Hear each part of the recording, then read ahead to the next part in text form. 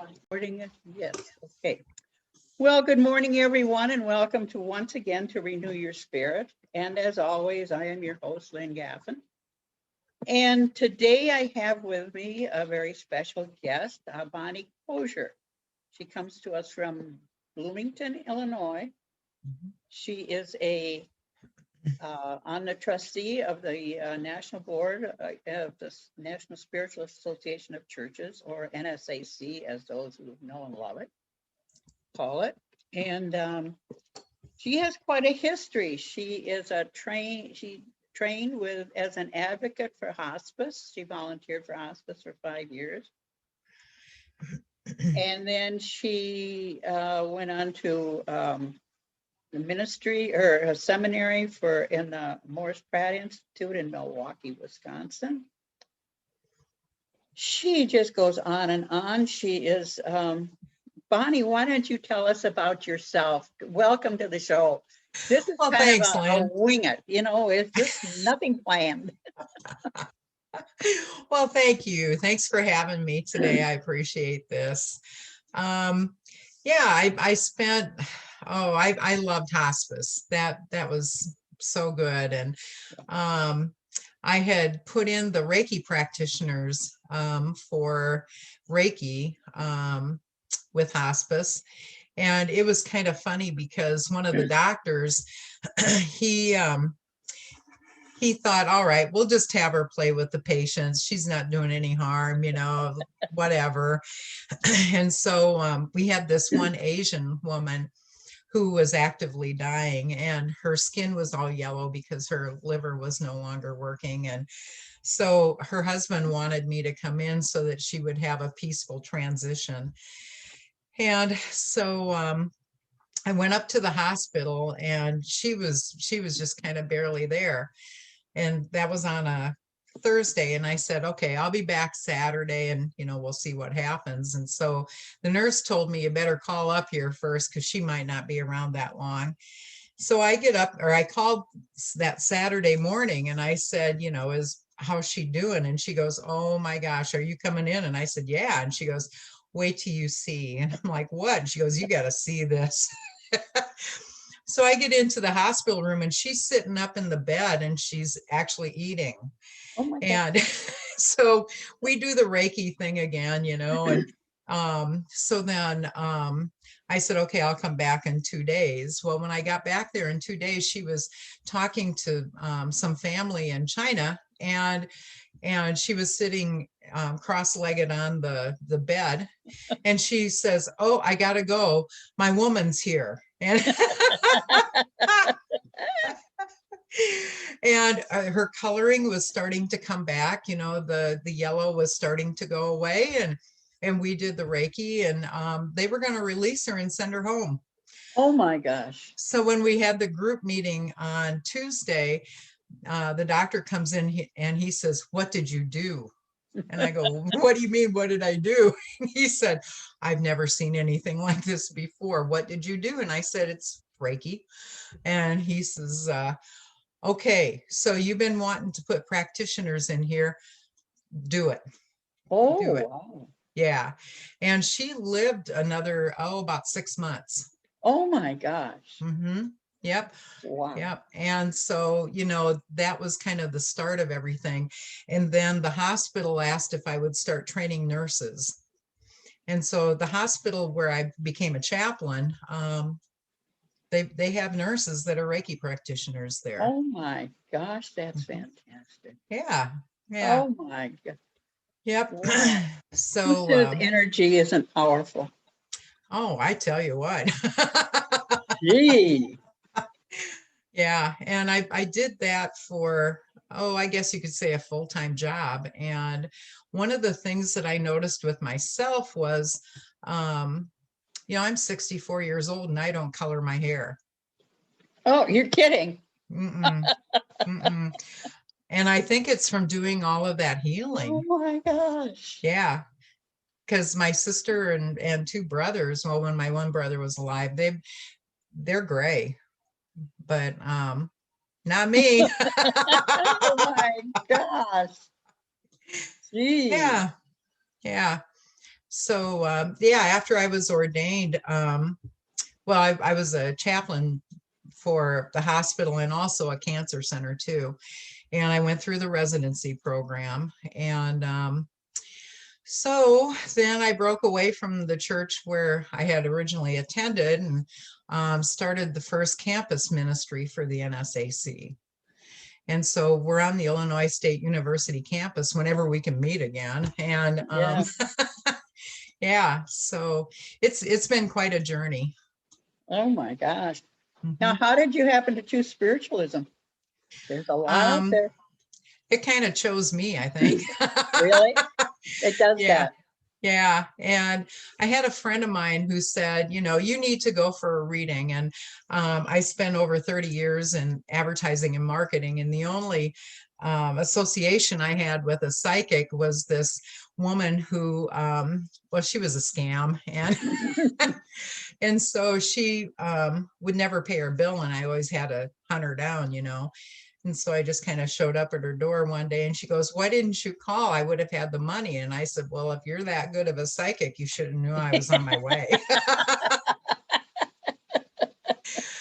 So I went for a reading and this guy just looks at me just really intense and halfway through the reading and he goes, "There's something in you. I need to wake up." And I'm like, "Oh, here we go." And he was saying, it's the thing that scares you the most. And he said, "I can get you with some people who can help you so that you're not afraid of it." And he goes, "You know what I'm talking about." And so I'm playing dumb, right? And he says, "Well, you think about it, but you know what I'm talking about." And so he had recorded the reading and he transferred it to a disc. This has been a few years ago. And so when I got in my car, I put the disc in and there was nothing on it. Oh my gosh. Yeah. So I called him when I got home and I said, "There's nothing on that disc." And he says, "I tested it and it recorded." I said, "Well, there's nothing on it now." So he says, "Can you come to my office tomorrow? I'll burn you another disc." And I said, "Sure." So I get over there and he says, "Well, here's your disc." And he goes, "Did you think about the questions I asked you yesterday?" And I'm playing dumb again. I said, "You asked me a lot of questions. You got to be a little clearer." And he looks at me and he goes, just real stern. He goes, "Don't play dumb with me. You know exactly what I'm talking about." I'm like, whoa. And I said, "No, I haven't thought about it." And he said, "You will." And he said, "The next time I see you, I'm going to ask you again." And I'm like, I'm not seeing you again. So my friend talked me into going into the spiritualist church. She goes, "You're going to feel like you're home." And so I get in, we get to church and I walk in the front door and here's who's standing there but this guy, right? I can't cut a break, right?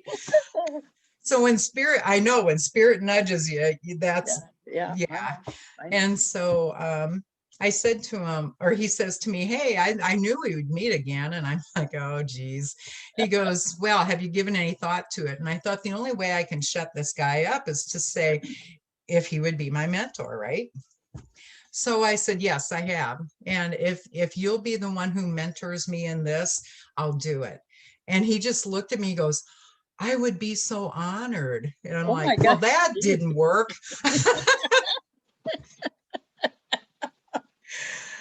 And then the rest is all going on from there. Oh my God. Uh-huh. Yeah. So that's kind of my story, I guess. Well, did you have any background in it? Did you have any of this growing up? I always knew things. And when I was real young, my mom always said I had a very active imagination because I would have conversations with people who weren't there. And I knew they were there. Yeah. And and so then in junior high, I would always know when the phone was going to ring. And I would junior high, sometimes mothers and daughters don't get along very well. Oh, I don't remember that. No. Uh, And so, I knew that that would kind of yank her chain. And so I would just say to her, grandma's going to call here in the next few minutes, and this is what she wants. Oh, Yeah. And oh. at that point, I think the phrase that my mother said most to me was, would you stop doing that? But my grandma she was telepathic too. And that's one of my strong suits, is telepathy. Mm. And so her and I would have conversations, even though we lived a half an hour apart, And that was back in the day when people didn't make long distance phone calls unless somebody was dying. Right. Or after 6 o'clock at night. Yeah. Yep. Yep. And so, yeah, I mean, her and I always, and one thing she told me back then, this was in the early 70s, was be careful, who you tell what you have for a gift, because there's a lot of people out there that just won't understand. Mm-hmm. And so, once I got into college, I kind of had to snuff it because people thought I was wacko. And I remember one time, one of my professors had said that I needed to have a psych evaluation. Oh, really? Mm-hmm. So I thought, okay, we need to put this away. Maybe I do need one, who knows? Oh my gosh. Mm-hmm. So you've always had an interest in it. Yeah. Like I said, I always knew things. And, when my grandma was declining, it was weird. I was at work and I could hear her in my head calling out to me. And so her sister lived next door. And I said, I called her and I said, have you seen grandma? And she goes, yeah, I saw her this morning. She was working out in the garden. And I said, well, there's something wrong. There's something wrong. And she goes, no, she's fine. I just seen her, like an hour ago. And so, I begged her to go over and take a look. And there she was. She was on the floor. She had had a massive heart attack and she died 3 days later. But no, her and we just always had this connection. Wow. Mm-hmm. I just didn't know what it was back then. Right. So, yeah. That's interesting. I've never really met anybody that had the telepathic connection before. Mm-hmm. Yeah. When I was in hospice, hospice knew after a while that I was a little different. And one of the things I can do is, like, I would put my hand on the patient's knee, and subconsciously I would just ask, may I enter your energy? And if they wanted to have a communication with me, then all of a sudden I was just getting stuff. And some of the families in hospice that were open to it, if the loved one was in the bed and not communicating anymore, I could be the voice between so that they could have some closure. Wow. And it helped me a lot with chaplaincy. One of the areas that I was assigned to was end of life. And so I would just put my hand on the patient's knee and, ask again, may I enter your energy? And and then I would ask that person, the patient, is there anything you want to tell your family? I wouldn't tell the family I was communicating, Right. Yeah. But, it sparked a lot of good conversations and had some good closure with the families. And then as soon as I would take my hand off their knee, then the communication would stop. Mm. Mm-hmm. That's incredible. Wow. Yeah. That's interesting. Yeah. Have you ever thought of writing a book? I did. You did write one, or you did think about it? No, I did. It's called A Falling Star, and it's on Amazon. Really? And yeah, there's several falling stars, so you got to put my name in there. Yeah. And when I was with hospice, the very first patient I had wasn't communicative anymore. And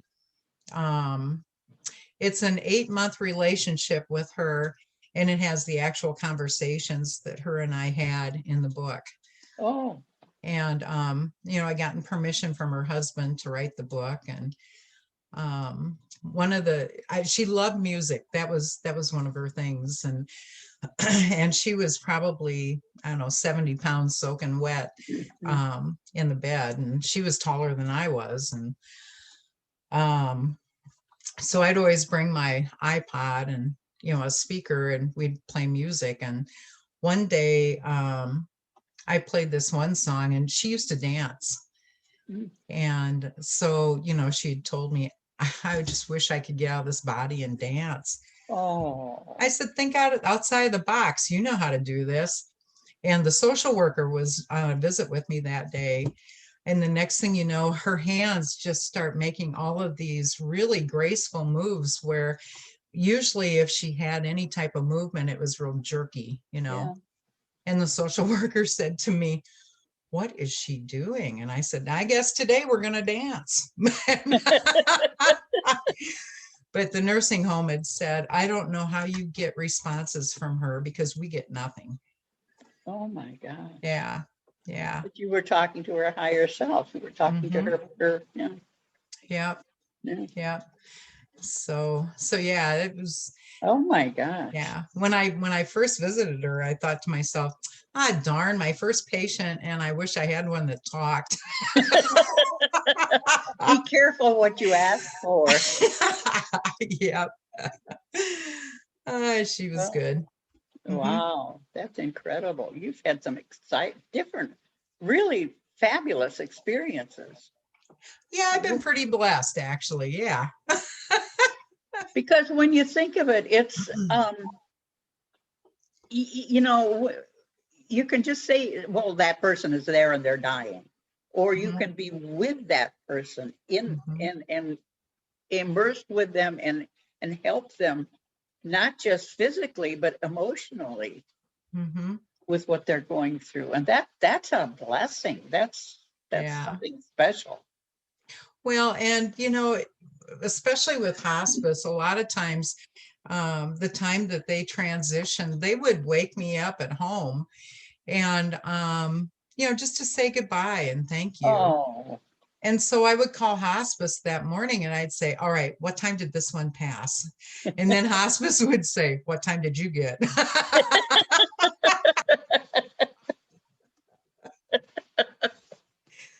And it was always within about a 15-minute. Yeah. It had to be them leaving and just saying goodbye. Yeah. Wow, and so, but then hospice would go along with you. I mean, they were open to this.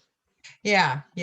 I mean, we didn't advertise it, but they just knew that there was extra information. And one of the things also, I could always tell when people had the last 48 hours because I would go in their room and they would have this smell. Oh. And, and then I would call the social worker and say, this one has the smell. And they trusted me. I mean, because it happened too many times. And they knew within about 48 hours that person would pass. Wow. Yeah. That's incredible. It was quite a ride. Boy, I guess so. Now, are you still working with hospice? No.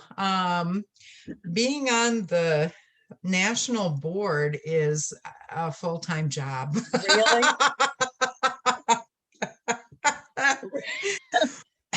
Really? Really, Bonnie? Yeah.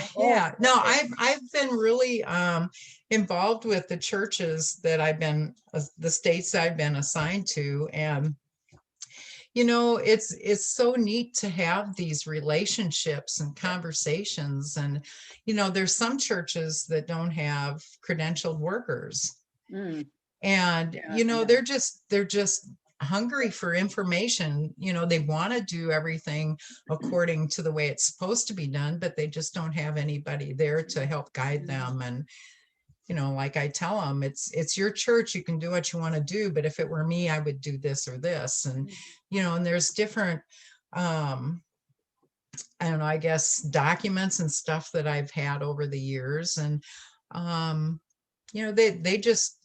they want this stuff, but they just didn't know exactly how to go about getting it. So yeah, I've tried to be pretty active with my churches. Good. I love them. They're all great. Well, from what I heard, they love you too. Yeah. Aw. Oh. Aw. Now, Yeah, did you have a religion growing up? I did. I was a Lutheran, went through confirmation, the whole thing. And then oh, it was just a few weeks before I made the switch to just go to the spiritualist church. It was a Christian church. It was one that my husband was going to, and the pastor, well, okay, so let me back up just a little bit. So I'm confused. I don't know. Should I stick with Christianity? Do I make the leap to spiritualism? What do I do, you know? So I just kind of put it out there. I said, God, I can't live like this anymore. I need a sign. So that Sunday at church, the minister was saying, just in the middle of his sermon, he goes, you know, if this church isn't doing it for you anymore, then by all means leave and don't look back. And he's looking right at me, and I'm like, whoa. Okay. So after church, I said to one of the ladies, was he directing that leave comment to me? And she goes, yeah, I kind of think so. It was a little uncomfortable. I said, well, okay, I got my sign, so I will not be back. This is my last Sunday. And so I've really been, my eyes have been open to, if you ask, you will get the sign, or you will get the validation. Yeah. Yeah. But you also have to be aware. Yeah. Because otherwise it go right over your head. Yeah. Yeah. Yeah. Yeah. Now, how long have you been in spiritualism? Okay, so I was actually did the Right Hand of Fellowship on July 4th. I think it was 12 years ago. Okay. Yeah. So on the 4th of July. 4th of July. Yeah. You signed your Declaration of Independence. I sure did. Okay. Mm-hmm. Now, where do you think spiritualism is going? You know, I see a really bright future for spiritualism. I really do. There's so many people out there that just they're curious. I did a funeral last fall, and they were a Methodist family. And I knew the daughter, and their son had died. He'd had an aneurysm at the age of, I don't know, 34, I think he was. And so I knew their daughter, and they wanted me to do the funeral because they were hoping that he would come through and actually help me write the funeral, and that there would be some words from him, because they had some questions, and they didn't want to tell me what the questions were or anything like that. And so I did the funeral, and they all cried. And afterwards, the guy's dad, the deceased dad, came up to me and he said, I had 2 envelopes here. One was, you know, just a minimal amount for you to do the funeral, and the other one was to show our appreciation. And so I'm like, okay. And the mother gave me a hug, and even though it was COVID, and she said to me, that was exactly what we were looking for. Wow. Yeah. And you know, when I got into the car, I opened up the envelope. I was curious. Yeah. And it was for $300. Wow. So, you know, there's people out there who really want to make that connection, and maybe they don't know how they can do it themselves. And so, you know, they had been Methodists for all their lives. Yeah. So, yeah. Do you think spiritualism is growing, and how do we make it grow more or faster? Or that's a great question. I think one of the ways is to make sure that we stay true to the religion, and that we speak the philosophy, and that we show the science. And I think I like the combination of the 3 with this religion. I remember when I was in confirmation, I always had a lot of questions because, the pastor taught confirmation, and some of the things he said, there just really wasn't any science to back Right. it up. And so he used to have different things that different Bible verses that he would want me to write over and over again. He would kick me out of the confirmation class and send me out to be writing these Bible verses. And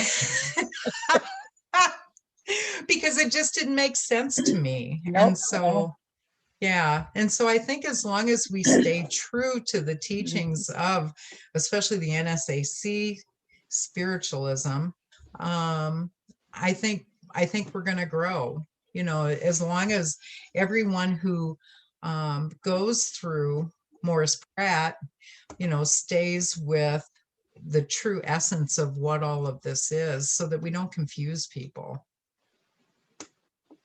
How do you explain spiritualism to someone who doesn't have a clue? That's a great question too. When we first opened the campus church, for 2 Sundays, there was a guy that kept pacing outside back and forth, and he looked a little questionable. But the first Sunday I was busy, I really didn't have time to spend any time with him. And the second Sunday we had gotten set up, and there he was again. And I went out there and I said, "Can I help you with anything?" And he said, "You're not supposed to be here." Oh. He was a Seventh-day Adventist. And he said, "You are not supposed to be here. You need to go."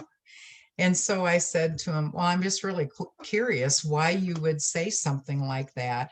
And he said something about, that we're an occult and we're of the devil and all that kind of stuff. And the only thing I said to him is, "I have a question. Is your God a loving God or a vengeful God?" And he goes, "My God is a loving God." And I said, "Well, so is mine. So we already have one thing in common." And so it opened up the door for a conversation. And, some of the things that he had said, were not true. I don't know if we got off of Wikipedia or whatever, but yeah. And so, one of the things also that I've been very involved with, I was one of the first ones with the McLean County Interfaith Alliance. And, once people got to know a little bit more about spiritualism and about me, spiritualism wasn't such a spooky thing after all. Mm-hmm. But I think we need to be honest about our faith. And, just to when we have these conversations, see what we have in common with other people, and to bring those commonalities out, because really we do have a lot more in common than we do we do different. Yeah. Now, do you consider spiritualism more of a religion or of a way of life? Depends on my mood. A way of life, because this is something I live every day, where when I was a Lutheran, as long as we went to church on Sunday, we were all right for the week. And the religion, because to me, it opens up my eyes for interpretation of other people's holy books, or whatever you want to call it. Some of my closest friends now here in town are the imam, and also the rabbi, and we all just mesh so well together, I think, because we have been, the second religion or whatever. And, we have some really good conversations about what we all have in common. And I like the way that focus is going, because instead of picking the negative, what we don't have in common, we try to have a closer bond with what we do have in common. Do you think organized religion is going to have a bigger or a smaller place in society going forward? Oh, wow. I think organized, and I don't consider spiritualism, well, it is an organized religion, but when I think of organized religion, it's something separate from. Right, right. In my residency group, I had, oh gosh, I can't even remember his religion. It was kind of like Baptist, but it was even more strict as far as, you know, what they could and couldn't do and that kind of thing. Then there was a Lutheran in there, and there was also a Roman Catholic. And there were 4 of us that were in the group.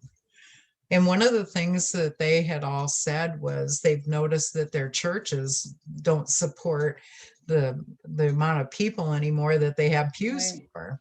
And I think as I spend more time with the younger generations, they want something more spiritual than they want, for an example, the thou shalt nots Right. are a negative, right? And you know, and with us, we affirm, Mhm. and or we believe, and they like that positive feeling that they get when they're in the service. And I think if organized religion would take more of a positive spin on what it is that they're teaching and preaching, they may get some of these back. But you know, the younger generation doesn't really want to know about how they've sinned for the week. They want to be praised for what they did good. Can't blame them. You know, we're all going to mess up. God knows I've messed up, but but you know, learn from that. And that's kind of the mindset that they have. Learn from that instead of, you know, is that another step to hell? Yeah. Yeah. Yeah. What about your family? Do you still have family living? Yeah. I have a sister and a brother, and my mom died. My mom actually transitioned a week and a half before I was supposed to take pastoral skills 10 years Oh. ago. No, 8 years ago. And so so, you know, it was kind of funny when I was talking to her. At first she didn't know about this spiritualism thing, but she knew that my grandma and I, her mother, had this kind of different connection.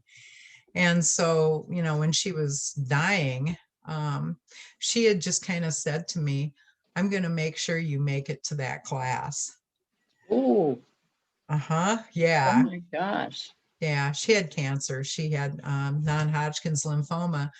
And, you know, she was in the hospice house, and she says, you'll get there.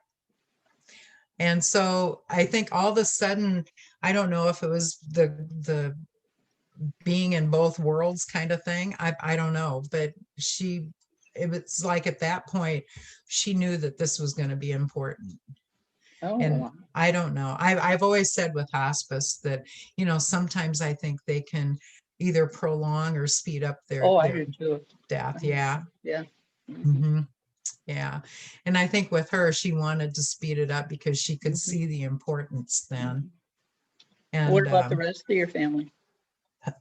well, my brother, he didn't know what to think about all of it. And my sister, every once in a while, you know, she would say something about what are you getting about this or that or the other thing. And, you know, she's intrigued, but they both live in Iowa, and there's really nothing there for spiritualism in Iowa. Mhm. Mm-hmm. I know that's Yeah. I have a one son that does that too, you know. Well, Mom, what do you think about this? And I'll Yep. tell him, you know, and that, or I'll call him and I'll tell him about something and that, Mm-hmm. you know, and he'll keep an open mind. Yeah. That's Yeah. And it. luckily my husband has an open mind, and my kids do too. So, That's good. yeah. Yeah.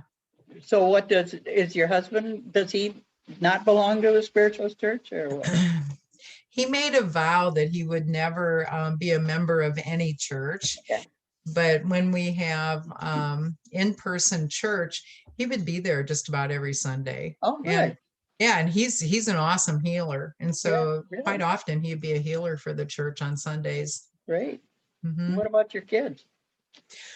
I have a stepson that is very intuitive, but he's not quite to the point in his life where he wants to do anything about it. I have another son that I think he thinks, well, if that's what she wants to do. Oh, that's why, yeah. Yeah.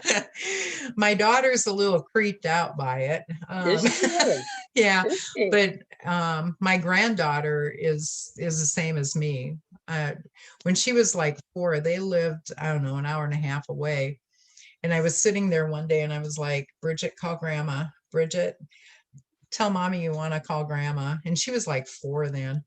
And I said, Bridget, do you want to talk to me? You have to tell your mom that you want her to call me. You know, I did that for a few minutes. And then the phone rang and my daughter says, will you talk to this kid? She's driving me crazy. I'm like, yes. Oh, for heaven's sakes, that's Yeah. wonderful. So the telepathy is going like Oh, every other wow. generation, Yeah, I think. Yeah. that's fantastic. Now, does your daughter-in-law know? I mean, or your daughter, does she, well, she would know, yeah. Oh, she knows. Yeah.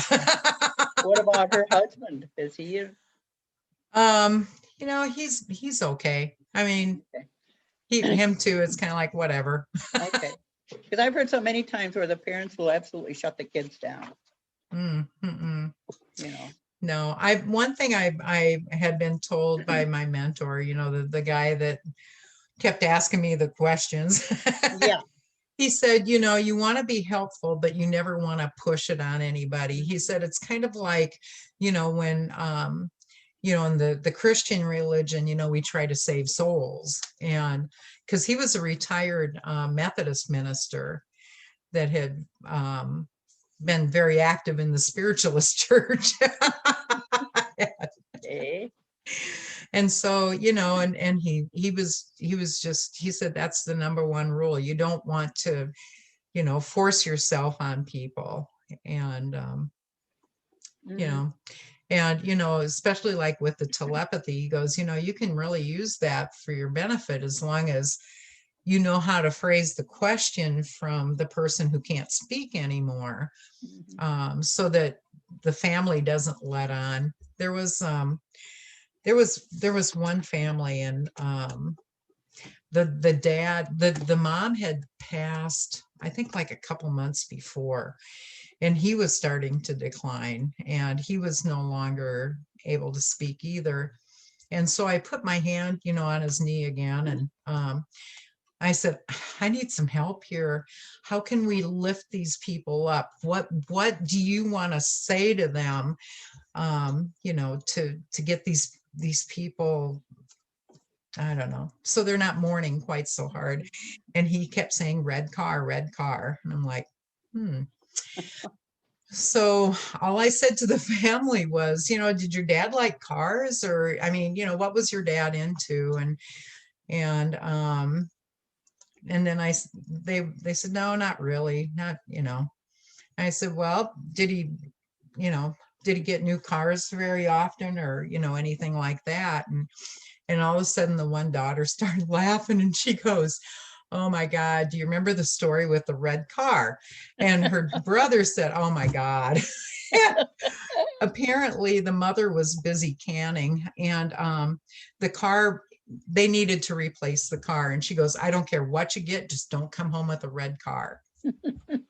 And so they lived on a farm, and they had kind of a long lane, and it was getting late in the day, and down the lane comes this red car. And she looks out the window and she goes, that better not be your dad. And I guess she wouldn't drive it, or she Oh, just, yeah. oh, she dug her heels in. She would not drive a red car. And so it changed the whole mood of the room, and they had some good laughs off of that. And Oh, that's nice. yeah. Now, were you directed to put your hand on their knee, or could you put your hand anyplace else, or what? I don't know why, but the knee seemed to be less evasive kind of Okay. thing, you know, and I just wanted to make sure that if I put my hand on someone's body, it wouldn't be, you know, kind of creepy Right. or anything like that. And the knee seemed to work okay. Yeah. Yeah. Now, you had said that you had an announcement that you wanted to make. Oh, yeah, we can do that. Okay, I want to go from there. Okay. Well, Christine has said that she's not going to run for a third term for president. And one of the things being on this board for almost 2 years, I'm going to run for president and see where that goes. And Good for you. Good for you. yeah, I mean, I just have all of the, sometimes the hamsters never stop. You know? Yes, yes. Yeah, and I've looked over the long range planning committee's report, and there's a lot of good things in there that I think in order for this organization to grow, we need to start thinking bigger, and we need to start thinking a little bit more outside the box, you know. Yeah. And one of the things, when the new newsletter comes out, you're going to see we're looking for some people who want to work with a music committee, and we're going to be pretty selective, you know, so there's going to be some question answer stuff to it. But, you know, we need, you know, when I was going through Morris Pratt, one of the things that stuck in my mind was that spiritualism is a progressive religion. Yeah. Mm-hmm. We need to start being progressive. Progressive, yes. Yeah. Yeah. Yeah. And I spent over 30 years in advertising and marketing. And so, you know, there's a lot of things that I want to try to accomplish. One of the things, and I'm working on this, is to get a standard, like unified kind of program where we have all the documentation and all the paperwork ready so that we can start contacting universities so that we can have interns work with us in different areas. Wow. Because that age group is going to be our future. Mm-hmm. If we listen to all of the things that they're learning now and all of the fresh ideas that they have, I think there's a lot of value that we can have through the internship program. Mm-hmm. And that's one area that I would like to really expand. I know a lot of these committees, you know, that it seems like, you know, the people that volunteer for these committees, and I'm not saying this to knock anybody, Mm-hmm. but you hear a lot of the same names, the same faces, that Right. kind of thing, which is good. I'm so grateful Right, that they right. volunteer. But let's get some fresh ideas and kind of kick that around a little bit. And because if we want to attract that age group, I think we need to start listening to them a little bit more. Yeah, because right now spiritualism seems to be mired down in, and I can say this because I'm one of them old people. You're young up here. Well, yeah, okay. Yes. Okay, old people with young, okay, yeah, right. Uh-huh. But I mean, yeah, we've got, we don't have any really young people going to our church. Mm-hmm. And I don't know why. And another thing we don't have is we're all the same color. Mm-hmm. And I would like that to change. I would too. Having a campus church, we have a lot of different mixes. One of the things that Illinois State University just did was it was like a diversity type of questionnaire, and they wanted to know, or with the churches in this area, and they wanted to kind of know, you know, what we offer and, you know, what type of people come and visit. And, you know, every once in a while, he doesn't come quite as often because I think he graduated, but we had a Muslim young man. And when we would do our prayers, he would do his too, but he would do it on the floor like he does in his faith tradition. But he loved our service because it was so uplifting and positive. Yep. One of the things with campus churches is we break some platform decorum, but if we Oh, want to play with the rest of the campus churches, we have to be progressive in that area. And so I think we need to look at what type of demographic are we trying to reach out to, and how do we need to change as a church body in order to make sure that these people are getting what they need spiritually mhm. instead of what we want to give them Right, spiritually. right. Yeah, Yeah, yeah. yeah, yeah. I think that well, we're a religion that is way outside of the box anyway. So I think Mhm, our services need to reflect that. mhm, mhm. I mean, we can just Yeah. go. We right now we just go so far, and then it's like, no, you're not supposed to move. You're not supposed to do this. And it's like, Mhm. and I always tell everybody, go Yeah. do what you want. Yeah. You know, it's how it works for you, Mhm, mhm. because there's not one size fits all. No, no. Like when I do a sermon, when it's my Sunday to do the sermon, um, a lot of the other churches, the minister walks around. They don't stay on the podium Right, right. and they don't use any notes. They just are Yep, led by what they're getting, yep. and that's the way that sometimes I do. Mm-hmm. I just say, okay, Spirit, Yes. what do these people need to hear today? Yep. And I'll go into the church without absolutely no clue of what I'm going to say. And Yep. next thing I know, when it's my turn to speak, here it comes. Mm-hmm. Yeah. Or I go in with an idea of what I'm going to talk about. I've got all these nice notes and that, and I start talking, and spirit takes off. Yep. Yeah. Like, okay, what are we talking about? Yeah. Darn that Spirit. But it's usually better than what I had planned. So No, me too. Yeah, well, Spirit pushed me a couple of years ago to run for the board, and I wasn't sure I wanted to do that. And a few weeks ago, Spirit says, "Here we go again." okay. And I'm like, Right. "Oh, geez, Yeah. all right, I'm Yeah. going to trust. I'm just Yeah. going to trust." So, Yeah. Well, that's the way it was when I started the church. It was like a series of events started taking mhm, place, and I didn't know what they were, but I knew all of a sudden I had to get out of where I was. mhm. And I thought, okay, well, I'll show them. I'm going to start my own church. And I just knew everybody would say, oh, Lynn's starting a church. Let's all go. And you know what? It didn't happen that way. Oh, I know it was so weird because some of the people who had gone to the other church had kept and didn't go very often anymore said, when are you going to start a church? When are you going to start a church? And I'm like, are you kidding? I'm not going to do that. And so the next thing I know, I'm being asked to speak at one of the campus churches. They wanted me to do a sermon that Sunday. They were inviting people from different faiths to do the sermon. And so it was actually in the same building where we're located, in the campus religious center. And so, I went in there, I did my thing, and they all knew, with spiritualism, that we talk to the dead. And Yeah. Yeah. and I made a pact with the pastor that I wasn't going to do that during the church service, but if anybody wanted to come afterwards, Mhm. as long as he was okay with it. And there were 33 people that came up and Oh, wanted a message. really? Mm-hmm. Oh my Yeah. goodness.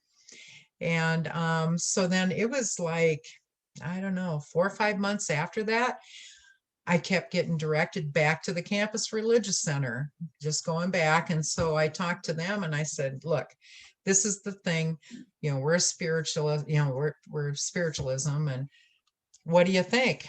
And they said, we would love to have you. And I'm like, well, that was too easy. So I told my little group, I said, if you guys want to do it, this is the thing. I want it on campus, and I'm not putting any of my own money down. You guys have to finance this. Mhm. And so I talked to Christine, and and she goes, yeah, go for it. And our first Sunday, we had 54 people. Oh my gosh, that's Mhm. fantastic. Yeah. Yep. Wow. So it, We didn't. yeah, I guess it was needed. I don't know. Oh, when we first started, it was like my one friend and I, we would sit there and look at each other and finally go home, you know. But it was kind of like, it took that long. People didn't dash from the other churches to come to mine, which was Mhm. okay because it was good for my ego. Mm. Because otherwise I'd have thought, wow, this is great. They're coming to see me. And you know what? They weren't. So it was good. It was good. It grew the way it was supposed to. Right, right. Yeah, we didn't keep 54. Okay. But it was so funny because that first Sunday we have chairs, and they're nice chairs, they're comfortable chairs. Yep. And I think we had like 30 of them set out. And we had to keep adding chairs and adding chairs. And I'm like, whoa, and I was scared to death. Oh my God. Yeah. I had no clue. I thought we had too many chairs out with 30, but yeah. I'm That's thinking, it. oh You never know. You never know. yeah. Yeah. It's like when COVID hit, and that we missed one Sunday. We missed one Sunday when COVID hit because we went right into Zoom. Yeah, we did too. Yeah. I didn't know a thing about it. I didn't either. But Stacy had a program on Zoom. Mhm. And that, so I watched that and I got kind of an inkling. I still have problems with it, but we do what we do. Mhm. But we must, and I don't understand these other churches that have closed their doors because they can't afford it. And it's like, okay, close your doors, but you've still got a place to meet. Mhm. Mhm. But they've just disbanded. Mhm. And I thought, and that drives me Yeah. crazy. Yeah, we have one woman from Alaska that joins us every once in a while because there's nothing up there. Yeah. We have another woman who joins us. I think she's from Idaho, if I remember right. And she used to live somewhere on the East Coast, but I don't remember where. And she said, this COVID's the best thing ever because now I can go to a spiritualist church again. Yep. Mm-hmm. Yep. We've got people that are handicapped that can't make it to a church that wouldn't go and have any place to go if they couldn't go online and that. So we meet in person and online, and and that we've got people coming on both sides. Yeah, and it's been fantastic. Yeah, the campus religious center churches aren't meeting in person yet because one thing ISU I think is afraid of is that there's no way to sanitize in between services. Oh yeah. Yeah. So yeah. Yeah. Yeah. So I think we're going to be online for quite a while. As long as it works, that's fine. Yeah. I know a lot of people have said, well, we like it this way. We don't want to go back into person. We like it online. You can just sit there with, don't have to get really dressed up. Or not Yeah, just got to look good from here on up. Right. I have sweatpants on. Yeah.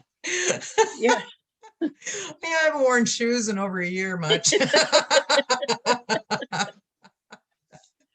But there is something to be said about the person to person. Individually, person to person. So it works both ways. If you don't want to come to church, come on Zoom. Yeah. Yeah. And it's the same with speakers. If we don't have, if they can't make it, they can still come on Zoom. So which reminds me, I'll contact you for a speaking engagement. And vice versa. You meet in the evenings, don't you? Yeah, we're 5 o'clock Central. And then at 4 o'clock, we have Lyceum. One of the biggest draws we had at the CRC was the Lyceum, because people were interested in learning more. And that was, I think that was the biggest draw on how we got membership, because of the instruction. And we did it opposite there. We had the church service at 4, and was it, yeah, 4, and then the Lyceum was at 5. And we had a rotation that we did. I think the first week it was actual instruction and actual Lyceum. The second week we did, I think we did a mediumship circle. The third week we showed a film, and then the fourth week, oh, what did we do? I think we kind of flip-flopped. It's been over a year. I've slept Yeah, since then. I know it. But we would either do like hands, or like spiritual healing, Mhm. and we would teach people how to do it, and we would, heal each other and that kind of stuff. That way we get healers. And Yeah. we did something different every week, but we had a certain schedule, so people knew what Sunday the circle was, if that's what they were interested in. And the film was usually something to do about, well, we do it online now too, but something to do with consciousness, or being aware, and that help lead to confidence in mediumship. Mhm. Mhm. Yeah, I think that's good, because I think so too often we can be so immersed in the history of spiritualism that we kind of lose people. Because I had a minister one time tell me some years ago, she says, when somebody comes to me and needs help, she says, I don't put my arms around them and say, let me tell you about the Fox sisters. Yeah. You know, we just Mhm. get too involved in the Fox sisters. Not that they weren't wonderful in the beginning, Mhm. but we have to move on. Right. And if we want healers and mediums in our churches, we gotta try to help them so that they have the confidence to want to Yep. do it. I remember the first time I gave a message in church, I was scared to death. We had when there were 5 Sundays in a month, we would have the open message service. And there was a guy that came in, he was in a wheelchair, and his friend pushed him in, and so he sat by the edge of the pew while she put his wheelchair, back. And I had to heal that Sunday too. And I sensed a dog next to him. It was kind of like a German Shepherd mix. And I couldn't get this dog out of my head. And so when it came around to me, do you have a message kind of thing? I said to I was scared to death. You got to just keep that in the back of your head. I said to him something like, when I was going up to do healing, I noticed there was a dog sitting next to you. He's like a German Shepherd mix, and he was so sad for you. And he was telling me that you've had things happen to you that were really bad. And he said, you're going through a hard time now. And he just wants to let you know that his presence is there to help you like he did in the past. And here this biker dude type of guy starts sobbing, and I'm like, oh my God, I didn't mean to make you cry. People are getting him tissue and stuff. And after he composed himself, he said, I told my friend that if I was going to get a message today, and if it was going to be a mother, brother, sister, father, whatever, because everybody's got them, Yeah. he said, we were going to leave. And he said, I want to tell you about that dog. When I had my accident and was paralyzed, if it wasn't for that dog, I would have committed suicide. Oh my God. He said, this past week, I've had 2 friends and 1 relative that I was not very close with, all of them just pass. And he says, I have 3 funerals to go to, and I don't know how I'm going to do it. Oh my gosh. Yeah. And so, him and we've remained friends ever since then. I know where he works, and he works at a grocery store. And so, I'll go in there once in a while, go, hey, dude, what's going on? He says, every once in a while, I'll go, is the dog around?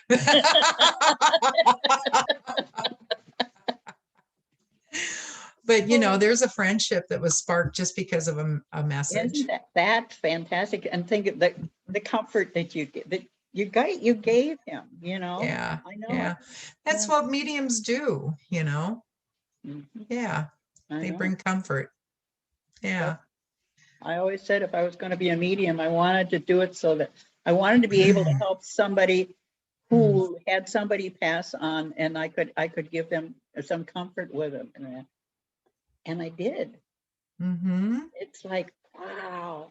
And I still get amazed when somebody says, yeah, I know what you're talking about. It's like, really? You do? I know. The day that I'm not amazed anymore, I'm Yeah, done. right. Absolutely.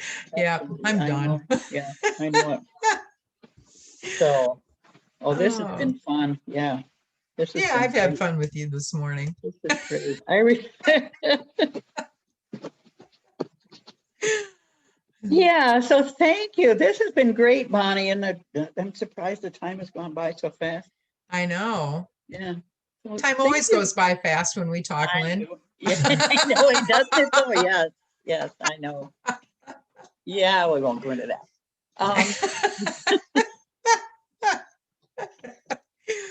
But thank you so much for being with me today, Bonnie. This has been wonderful, and I really learned a lot myself. I love that when that happens. And you've given me some good ideas. And maybe we can pick this up another time Okay. down the line, and that I'll can reschedule you, and we can go on from there and see what happens in the future. Mm-hmm. Okay. Yeah. Yeah. Okay. I would like that. Lynn, this has been interesting. Yeah. Sure. Mhm. And what an awesome host you are. Oh, thank you so much. Thank you so much. And thank you so much for being with me. And I will talk to you again. Oh, you can bank on that. You know, You thank you take so care, my much, friend. Bonnie. Bye-bye. Bye-bye.